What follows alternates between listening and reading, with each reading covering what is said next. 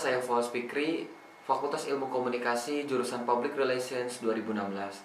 Sini saya akan mempresentasikan hasil penelitian saya yang berjudul yaitu Strategi Engagement PT Bio Farma dengan BioDigitroops.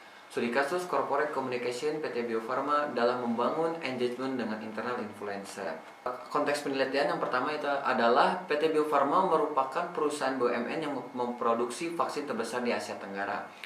Lalu yang kedua adalah Bio Farma memiliki tim digital PR untuk mengoptimalkan kinerja dari Korkom Bio Farma. Selanjutnya adalah tim digital PR ini bernama BioDigitroops yang bekerja secara sukarela dan unpayment. Lalu engagement apa saja yang dilakukan Korkom Bio Farma kepada BioDigitroops sehingga mereka mau bekerja secara sukarela dan unpayment. Dan strategi komunikasi apa saja yang dilakukan Korkom Bio Farma kepada BioDigitroops. Tujuan penelitiannya yaitu yang pertama untuk mengetahui bentuk aktivitas apa saja yang dilakukan Korkom Bio Farma dalam membangun engagement dengan BioDigitroops. Lalu yang kedua adalah untuk mengetahui Korkom Bio Farma dalam menjalankan fungsinya sebagai fasilitator dan motivator dalam pengelolaan konten media sosial. Yang ketiga adalah untuk mengetahui teknik-teknik komunikasi apa saja yang dilakukan Korkom Bio Farma dalam membangun engagement dengan BioDigitroops. Lalu yang terakhir adalah untuk mengetahui alasan mengapa Korkom Bio Farma menggunakan internal influencer sebagai strategi komunikasinya. Sini ada kerangka pemikirannya. Yang pertama yaitu ada digital public relations, lalu melakukan employee relations dan employee engagement, di mana employee relations dan employee engagement ini adalah melakukan hubungan baik kepada karyawan. Maksudnya hubungan baik di sini adalah antara hubungan Korkom Bio Farma dengan anggota BioDigitroops, lalu melakukan strategi engagement dengan BioDigitroops. Lalu ada ketiga aspek yang mendukung strategi engagement yang dilakukan Korkom Bio Farma. Itu yang pertama adalah sebagai digital influencer, lalu yang kedua adalah teknik komunikasi apa saja yang dilakukan, lalu yang ketiga adalah new media. Ketiga aspek tersebut akan berkaitan untuk mengoptimalkan kinerja dari Korkom Bio Farma dalam melakukan strategi engagementnya. Lalu dalam melakukan strategi engagementnya, Korkom Bio Farma juga melakukan empat aspek yang mendukung strategi engagement tersebut. Lalu yang pertama adalah bentuk aktivitas apa saja yang dilakukan.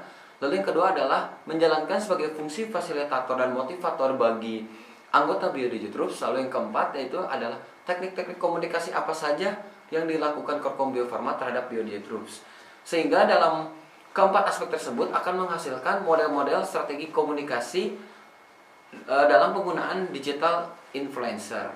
Yang ketiga itu adalah metodologi penelitian. Metode penelitian ini menggunakan metode penelitian kualitatif dengan pendekatan studi kasus. Di sini ada hasil penelitian pembahasan.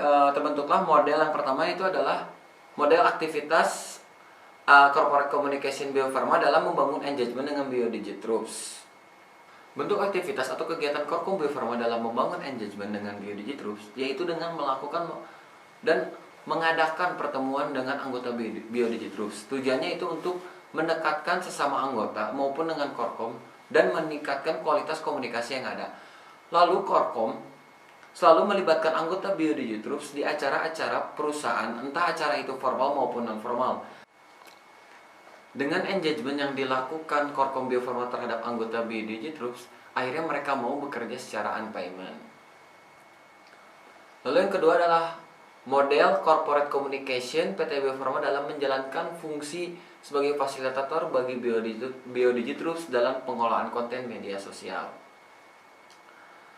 Dalam menjalankan fungsinya sebagai fasilitator, Korkom melakukan atau mengadakan pertemuan seperti workshop dengan mendatangkan berbagai narasumber yang ahli di bidangnya.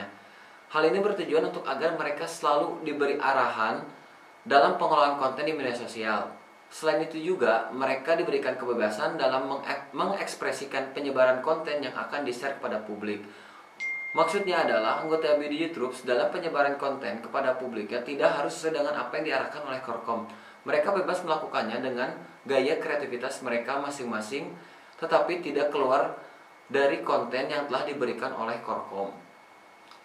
Lalu yang ketiga adalah teknik-teknik komunikasi yang dilakukan Korkom Bio Farma dalam membangun engagement dengan BioDigi Troops. Dalam strategi engagement, Korkom Bio Farma melakukan teknik-teknik komunikasi sebagai strategi yang dilakukan untuk merekrut anggota untuk bergabung kepada BioDigi Troops.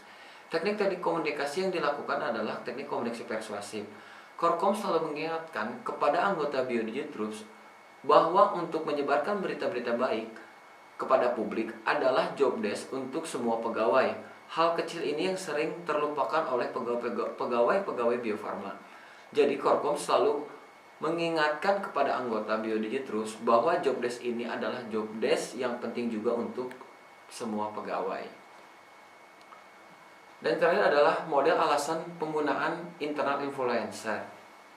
Alasan Korkom Bio Farma menggunakan internal influencer sebagai strategi komunikasinya dan pelaksanaan kinerja sebagai seorang PR yaitu sebagian besar pegawai Bio Farma adalah kaum milenial, yang dimana Korkom menggunakan kaum milenial sebagai influencer karena pada zaman era digital ini kaum milenial merupakan pengguna media sosial terbanyak.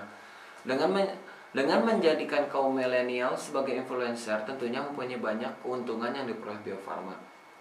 Keuntungan dan dampak positif bagi perusahaan yaitu bisa didapat, yang pertama adalah branding terhadap Bio Farmanya sendiri. Lalu yang kedua adalah hubungan yang harmonis antar pegawai. Sekian presentasi dari saya. Mohon maaf bila ada kesalahan. Wabillahi taufiq wal hidayah. Wassalamualaikum warahmatullahi wabarakatuh.